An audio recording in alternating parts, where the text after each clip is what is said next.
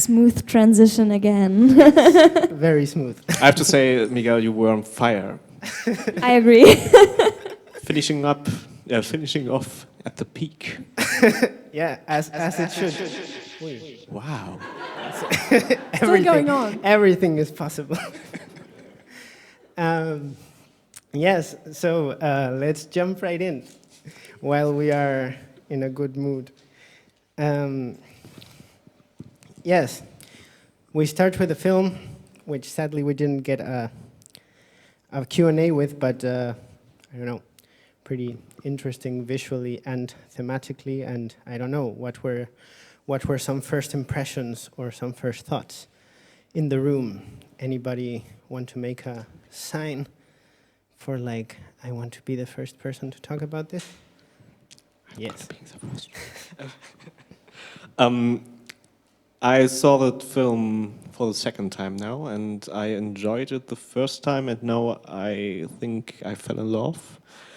I think it's a beautifully narrated and pictured metaphor about the safe place that is family, is home, is everything a human should have all the time at any circumstances. And I think it's a very emotional storytelling. It's also cerebral in a way. And I have to break a lance for changing aspect ratios because Patrick always talks shit about it. And I think it really helped with differentiating the timelines this movie showed us. And yeah, I really, really enjoyed it. Yeah, I also would have loved to see the filmmaker, because I think you just can praise him for the script, but also the editing, because I think it's really, the editing is great. And I also kind of loved that I saw it for the second time as well, but I couldn't tell where to put it in time, because it's mostly set in nature and the clothing is not like time related in a way until we get to the end. And I love that they did this last shot, because I think it's so important to have that in the film, to put it or to place it in time. And yeah, and it's great to have like performance art and amazing dance scenes mixed up with this political story about discrimination and segregation. And I think that's just an amazing way to show this. Indeed. I don't know, Katja, coming from Twin Peaks, Black Lodge, what are your thoughts? I actually agree. I mean, it's really a great, unusual storytelling, and it tackles so many difficult topics, and it's really hard to tackle so many topics and still not feel it overcrowded somehow. So it was really, really beautifully done. We're very well shot. I liked the setting of this wood that is also, I think, very unusual for this kind of topic. And yeah, I mean, this scene with the dancing in the night and the fluorescent lights, it's just really an amazing movie. Like, congratulations to the filmmaker, yeah. I agree, it's an amazing movie. I was really moved by it and I love the setting. But for me, maybe it was because I've only seen it one time. For me, the setting was so amazing, and then I didn't get to explore the setting. So for me, there was something missing. Maybe the relationship with the boy that I would have loved to see a bit more. But I'm not sure if I can already make a judgment or form an opinion. Yeah. What about you, Laurence? Yes, nothing to add to everything that was said. I think it's a cross-genre, very interesting film in the way it mixed the performance, the art. I'm sorry for the bad light. And yes, that's all for me. Cool. Yeah, I mean, I also agree with Theresia that it's hard to react to a first viewing because there's just so much. It becomes like this kind of sensorial and, yeah, an overwhelming film in any case, but definitely very cool. Yeah, so props to Jean-Luc, wherever you are. Let's go on to film number 2 from this block, Between Doves, film from Denmark, from Anne-Marie Bjerre. Does someone want to directly start, or maybe think about, because it's like the second film that we've had in the Offshorts competition that is dealing with child abuse, but like definitely in a very different light. How do you feel it differs or like is in conversation with the other film we saw? I start maybe. I think it's surprising and fascinating that a 21-year-old would keep up or decide to work with child actors on such a difficult topic, because I think that must be, the preparation for that must be so hard. But I really feel uncomfortable about the end in a way. I know that it's a difficult topic, and this is like the most realistic story they can tell in a way. But I felt like I needed a bit of hope in the end, and that she just crushes the dove wasn't enough for me to feel not crashed by the end of it, because I felt like I'm leaving this child in the situation and I'm sitting here and I can't do anything about it, and it just makes me so angry in a way, which is an emotion, that's good, but yeah, I just feel that's my... That's really interesting, because I thought to myself, what would have happened if this scene wasn't there? Then I might have been just crushed and laying now on the floor crying, I don't know. But that last scene gave me a lot of hope, I have to say, because it's like a rebellion. She crushes the thing that her father made. And for me it was, okay, it's going to be okay. Not right now, but maybe in little time. Yeah, for me she was still like a helpless child in a dark room, and like the force outside is still there. So yeah, she just has like this one way of rebellion, but it's not enough for me. I agree. Actually, I wrote the exact same thing down. Like, I wrote unsatisfying, but very authentic, heavy. Yes, I think it's hard not to draw the parallels to like imagine like in best case scenario, like maybe like 50 years later she's also like doing as well as Beate. But yeah, I think what do you think talking about dark rooms, Katja, in the Black Lodge? Well, first of all, I have to say I really liked the set. They put much detail into it, so that was really nice to look at. But I also wrote down, it made me highly uncomfortable to watch some of the scenes. I think especially like the shot into the genitalia area of a kid. Like I didn't want to look at it, but the camera made me look at it. So that made me very uncomfortable. And yeah, I'm not sure if that shot was necessary.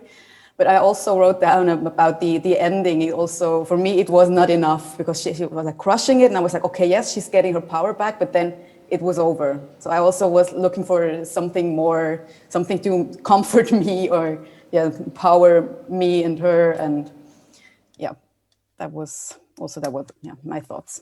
Also another thing, sorry, the director talked about breaking taboos, which I think is really also very important. But maybe don't try to break all of them at the same time. I felt it was a bit too much with the scene that I talked about just right now. Laurence, any further comments? Yes, I find it very courageous to talk about such a topic when you're a young filmmaker, because it's quite sensible topic, and it's very hard to talk about things like that. And your views change also when you become a mother or when you are getting older and in touch with such things. So I'm really impressed by the way this young filmmaker deal with the subject. And then, yes, I think there are too many things in this film. It could have been a little bit subtle, perhaps, but great. But I think it's a great challenge to talk about these things in a short film like that. I think I have to add one more thing to make my point clear, because what was crushing me the most was not that she just had the dove in her hands, but that her father said right before that, and I wrote it down, everyone will have forgotten about it tomorrow, and that like added up to the feeling, I guess. Yeah. Definitely a bleak ending. Oh. Laurence disappeared. There she is. Very well. Cool, everything is good. Yeah, let's go to the next movie. It's called Between. It was a 3-minute stop motion from Poland. Yeah, what were the impressions or the thoughts? Maybe I can start by telling you my interpretation after we've already heard yours. And the eyes. Yeah, maybe it's because we have these sustainability awards that somehow I thought it's about nature reclaiming future. And I don't know, you did this to me? No. I'm sorry. But yeah, I think that's like a good thing that this film opens up so many possibilities. And the animation was really, the flow of it was so good. And yeah, I think it was a really good animated, interpretive short film. Yeah. Yeah. Want to say something about sustainability and nature reclaiming future? Did you also see this? Or I didn't see that. No, the other ones can you did see that, right? I did actually see it. I wrote down nature taking over, taking back, so I felt that as well. I also wrote down that I felt like it's the story of longing for something you can't have, or that is unreachable. Like ice. Yeah, exactly. Yeah, and I think he had eyes. I saw the eyes. I thought he had like really sad and dead eyes, but still, at least he had some. Yeah, and I think the sound design was like a main thing for the dramatic development of the story. And it's one of my favorite films of the block. Ooh, someone already positioning. Yeah. What about you, Laurence? Do you share this positioning, or do you want to counter it? I won't take any position now, but I found the puppet very nice, very expressive puppet, and less is sometimes more. So yes, it was simple, but worked very good, and the sound design was amazing, and I really had the impression to be in a circus, like with Lissy, and I don't know how to say it in English, but yes, I found the sound design and the puppet very, very nice. And after I sing with the comfort zone and things like that, I didn't fully understand it, but it was a very nice moment. Well, what about you, Katja? Yeah, I agree. The design of the whole movie was really impressive. And I really liked the texture everything had, like you were looking at it and you could almost feel the grass, the moss, and the genes of the puppet and stuff like this.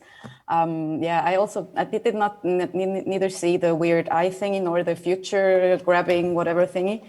For me, it was a happy movie as well.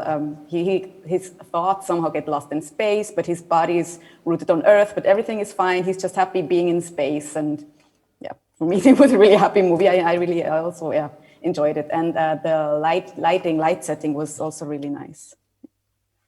Yeah, I think it was also like somehow related to this film Gravedad from the young films. I'm not sure if you saw it, but like we were seeing it here, and like there was also this kind of like space and grounded, and I also had to think about it. Do you want to say something, or like should we move on to the next film? I think we can move on. I really liked the design and the music, and it was just something very impressive. Yeah. Cool, thank you. Well, so then we're pretty much at the very, very last of our. Well, that's not true. That's not the very last of your duties, because you still have to choose which films win. But at least at the very last of our publicly streamed duties, which is to talk about the films. So yeah, we get to the last film of the block, Halvar, Half a Year. Polyamorous relationship told in like small vignettes, month by month. Let's start this time with one of our virtual guests, juries. Who wants to start? Make a little hand sign. Yes, Katja. Yes, I really appreciated how this movie is actually about a relationship and not how it usually is about some lesbian outing struggle story. So I really liked it was focusing on the relationship part of those two people or three people or more.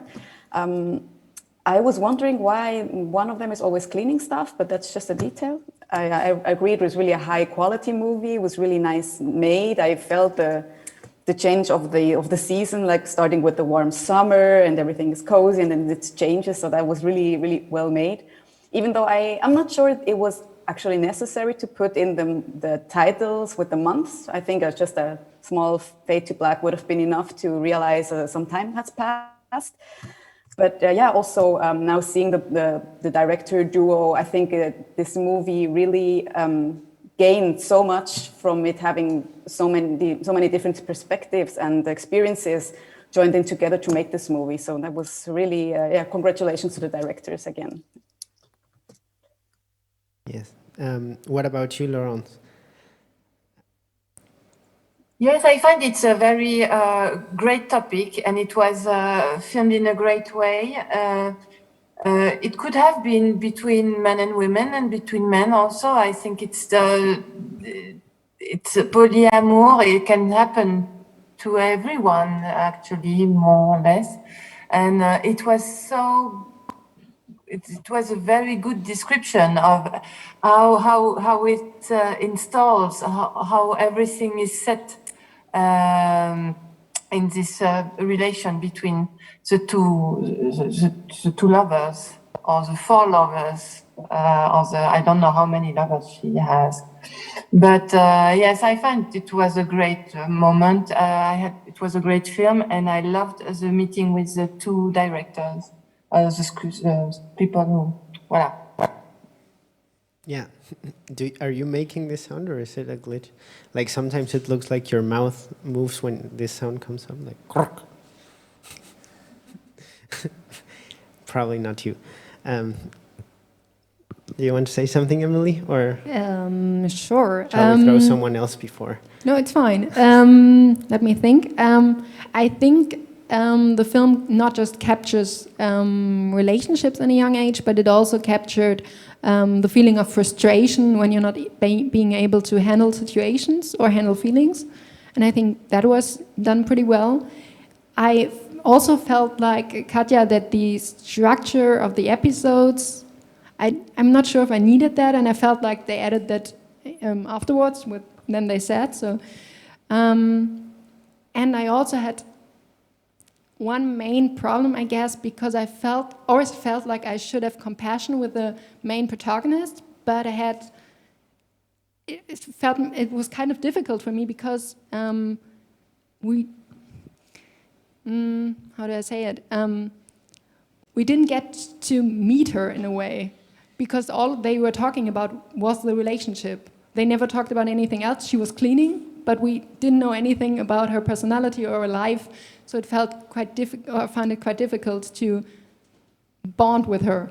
So, I think I have a similar feeling. For me, it wasn't the problem that we don't meet her as a person, more that it's easy to relate to the situation, because being in love is a topic that most people can relate to. But for me, it was just unsatisfying to see the end and then them coming back together or still being together when they weren't able to communicate in the first place.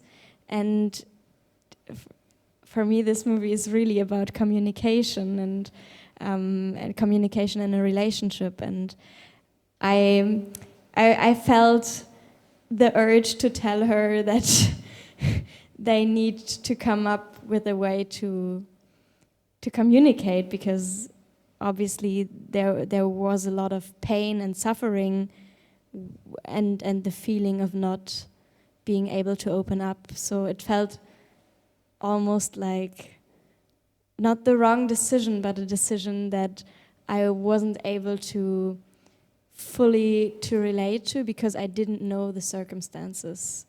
Yeah.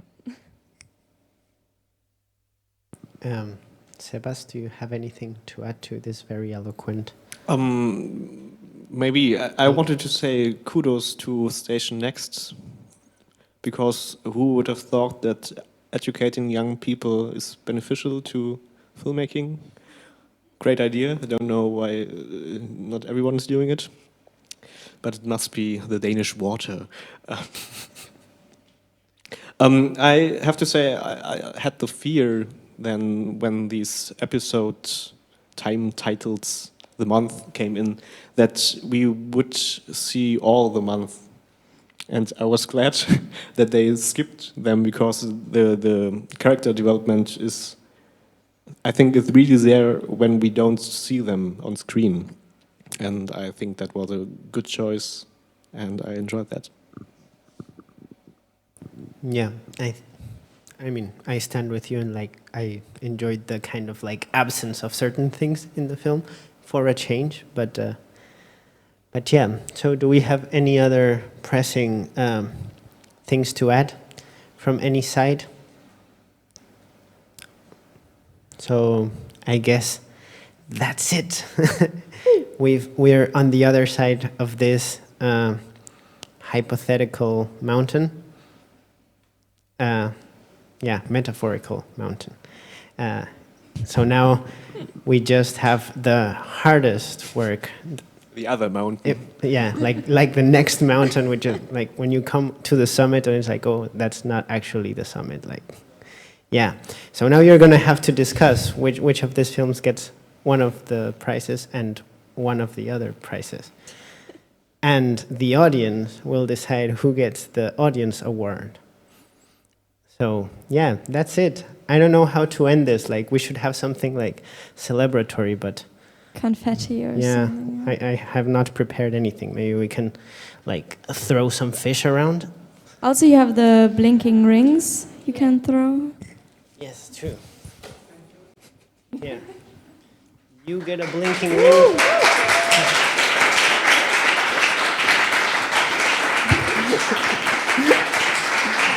Thank you. Thank you. That's it. We continue with young shorts from Germany.